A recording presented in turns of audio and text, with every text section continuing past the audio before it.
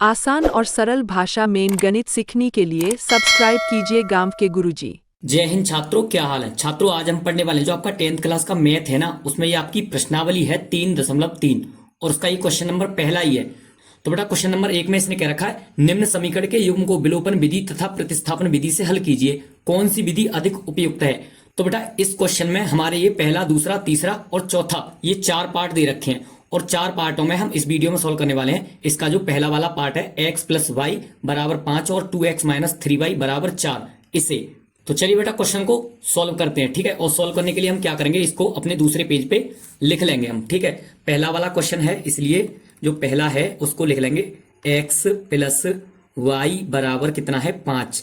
ये है, इसको हम समीकरण 1 मान सकते हैं, ये समीकरण अपना 1 हो गया। और ये जो दूसरा वाला है ये है 2x माइनस 3y बराबर 4, ये अपना समीकरण दूसरा हो गया। कौन सा, ये समीकरण दूसरा वाला हो गया। ये समीकरण 2 हो गया और ये वाला समीकरण 1 हो गया। ठीक है, ये अब हमें 2 समीकरण मिल चुके हैं। ठीक है, अब जब 2 समीकरण मिल चुके हैं तो अब हमको क्या करना है, इसको बेटा विलोपन विधि तथा प्रतिस्थापन विधि दोनों विधियों द्वारा, ठीक है, हल करके इसमें x और y का मान हमें निकालना है। तो चलिए बेटा सबसे पहले हम क्या करते हैं, सबसे पहले हम, इसने क्या रखा है विलोपन विधि। ठीक है, तो विलोपन विधि से इसको सॉल्व करते हैं। ठीक है, तो इसलिए यहां पे लिख लेते हैं हम विलोपन विधि द्वारा या विलोपन विधि से। बेटा विलोपन विधि से सॉल्व करने के लिए हम क्या करेंगे, ये जो हमें 2 समीकरण दे रखे हैं ना, ठीक है, ये दोनों समीकरणों में हमें जो समीकरण 1 है और समीकरण 2 है, इनमें हमें x या y को, ठीक है, इन दोनों में से किसी एक को हमें, ठीक है, विलोप करना होगा। विलोप का मतलब विलुप्त करना होगा, यानी काटना होगा इनमें से। ठीक है, किसी एक को गायब करना होगा और इसके लिए क्या करेंगे, हमें x या y का मान, ठीक है, दोनों समीकरणों में बराबर करना होगा। ठीक है, तो इसके लिए देखो हम क्या करेंगे, यहाँ पे जो समीकरण 1 है ना, उसमें अगर हम 2 से गुणा कर दें तो ये यहां भी 2x है, ठीक है, और यहां भी 2x हो जाएगा। तो चलिए यहां पे हम लिख देते हैं कि समीकरण 1 में 2 से गुणा करने पर, तो चलिए बेटा समीकरण 1 में हम 2 से गुणा करते हैं। ये अपना समीकरण 1 है, तो इसमें जब 2 से गुणा करेंगे तो ये हो जाएगा अपना यहाँ पे ये 2x प्लस 2y बराबर 5 दूनी 10। ठीक है, ये अपना समीकरण 1 था, इसमें हमने 2 से गुणा किया। ठीक है, इसके बाद में इसके जस्ट नीचे हम इसको समीकरण 2 को भी लिख लेंगे, 2x माइनस 3y और बराबर 4, ये अपना समीकरण दूसरा वाला था। अब बेटा क्या करेंगे, अब यहां से ना जो दोनों ये अपने समीकरण बने हैं, ठीक है, इन दोनों में क्या करेंगे, यहां लिख देंगे हम घटाने पर। क्योंकि घटाने पे क्यों लिखेंगे, क्योंकि जो 2x और 2x हैं दोनों प्लस प्लस के हैं। ठीक है, ये तभी कटेंगे यहां से जब हम घटाएंगे इसमें से। ठीक है, तो चलिए ये माइनस का हो जाएगा, यहां ये माइनस का है तो ये प्लस का हो जाएगा और ये, ठीक है, माइनस का हो जाएगा। अब ये 2x से 2x कट जाएगा, यहाँ पे ये 2y है, ठीक है, प्लस का है, और ये 3y भी किसका है, प्लस का है, तो ये कितना हो जाएगा 5y बराबर, यहाँ पे 10 प्लस का है और 4 माइनस का है, तो 6 बचेगा यहाँ पे किसका, प्लस का। तो यहां से अब y की वैल्यू हम निकाल लेंगे। ठीक है, अब बेटा यहाँ पे क्या करेंगे, जो 5y है ना, ठीक है, इसको इधर पक्षांतर करेंगे क्योंकि ये गुणा में है, तो ये 6 के नीचे बट्टे में आ जाएगा, तो y बराबर ये क्या हो जाएगा बेटा, ये हो जाएगा अपना 6/5। तो जो अपना y का वैल्यू है, ठीक है, वो निकल के आ चुका है। अब इसके बाद में क्या करेंगे, जो y का वैल्यू निकल के आया है ना, उसे किसी भी समीकरण में रख दो। ठीक है, हम y का वैल्यू किसी भी समीकरण में रखे, समीकरण 1 में या 2 में, यहां से हम x का वैल्यू निकाल सकते हैं। ठीक है, तो यहाँ पे थोड़ा और नीचे करके इधर हम साइड में कर लेते हैं। तो देखो यहाँ पे ये क्या था, इसमें मान लो हम y का मान यहाँ पे लिख देते हैं, y का मान समीकरण 1 में रख रहे हैं हम। ठीक है, समीकरण 1 में रखने पर समीकरण 1 में क्यों रख रहे हैं, यहाँ पे समीकरण 1 जो है बेटा अपना थोड़ा वो सिंपल है, ठीक है, सरल है। देखो यहाँ पे जिसमें सरल होता है उसी में रख देते हैं। तो लिख दो क्या है, x प्लस वाई बराबर, ठीक है, कितना है 5। अब यहाँ पे जहां जहां क्या है, जहां जहां y है वहां क्या रख देंगे, 6/5। ठीक है, तो ये क्या हो जाएगा, x प्लस ये y की जगह पे 6/5 बराबर, ठीक है, 5 है। अब क्या करेंगे, जो 6/5 है उसको इधर पक्षांतर कर देंगे, तो ये क्या हो जाएगा, x बराबर यहाँ पे ये 5 और ये प्लस का है, माइनस का हो जाएगा 6/5। अब क्या करेंगे, अब इसको थोड़ा सा बेटा इसका भिन्न बना के कैलकुलेशन कर लेंगे। तो नीचे बट्टे में जब 1 रखेंगे तो x बराबर यहाँ पे 1 और 5 का जब एलसीएम लेंगे 5 आ गया। ठीक है, और ये हो गया 5 25 माइनस, ठीक है, 6 एकन 6। अब जो x का वैल्यू जो आएगा बेटा यहाँ पे अपना, तो x बराबर, अब देखो बेटा यहाँ पे 25 में से 6 को घटाएंगे तो 19 बचेगा, कितना 19/5। तो यहाँ पे अपना x का वैल्यू भी निकल के आ चुका है। तो बेटा इस तरह के जो विलोपन विधि द्वारा, ठीक है, क्वेश्चन हम करते हैं x और y की वैल्यू में हम यही निकालना होता है, ठीक है। अब बेटा इसी क्वेश्चन को, यानी जो इसी पार्ट को, पार्ट 1 को हम अभी प्रतिस्थापन विधि द्वारा भी सॉल्व करेंगे। इसके लिए चलते हैं अगले पेज पर। तो अब बेटा यहाँ पे जो पहला वाला जो अपना पार्ट है उसको प्रतिस्थापन विधि से निकालने के लिए यहाँ पे हम लिख देंगे प्रतिस्थापन विधि से, प्रतिस्थापन विधि से।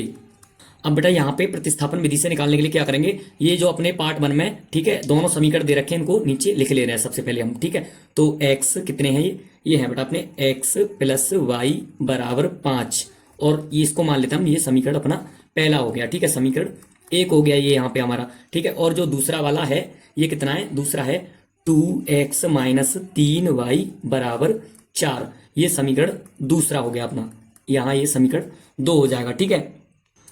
अब बेटा प्रतिस्थापन विधि से हम क्या करते थे, प्रतिस्थापन विधि से, ठीक है, समीकरणों को हल करने के लिए हम समीकरण 1 से या समीकरण 2 से इनको, ठीक है, हल करते थे।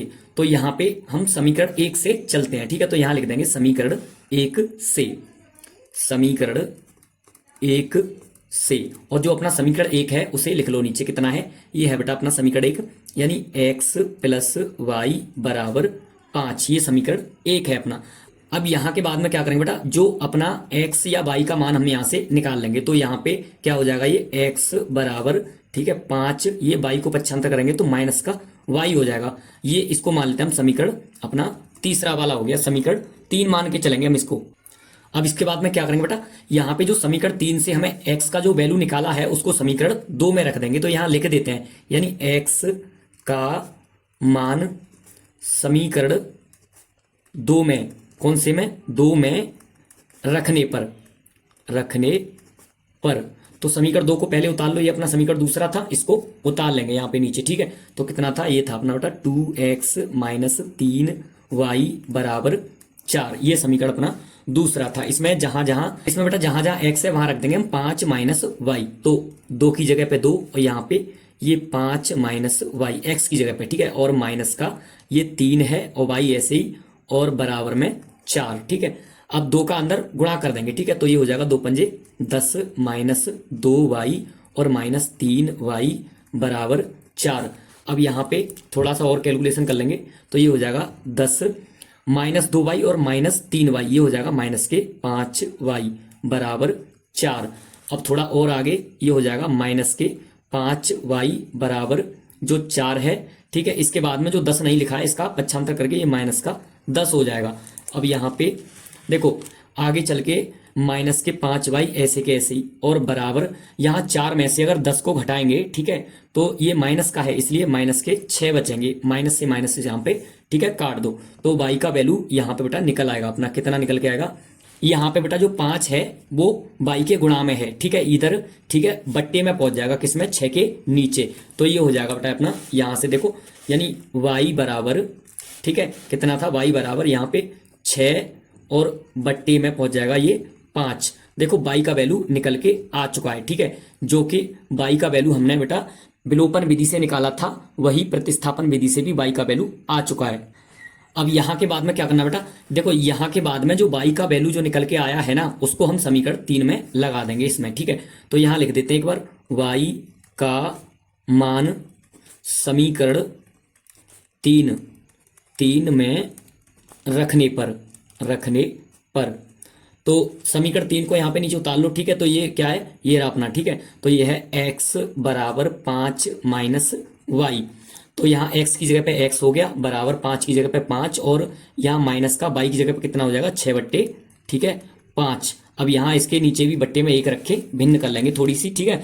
तो ये क्या हो जाएगा, यहाँ पे x बराबर, देखो 1 और 5 का जब एलसीएम लेंगे तो 5 आ गया, ठीक है, इधर 1 का भाग 5 में दिया तो 5 बार गया, 5 का ऊपर गुणा करके ये हो जाएगा 25, और -5 का 5 में भाग देंगे, 1 बार जाएगा, 1 का ऊपर गुणा करेंगे तो, ठीक है, ये 6 हो जाएगा, ठीक है। अब 25 में से 6 को घटा देंगे, ठीक है। तो x बराबर, जब 25 में से 6 को घटाएंगे तो ये बचेगा बेटा 19/5, ठीक है।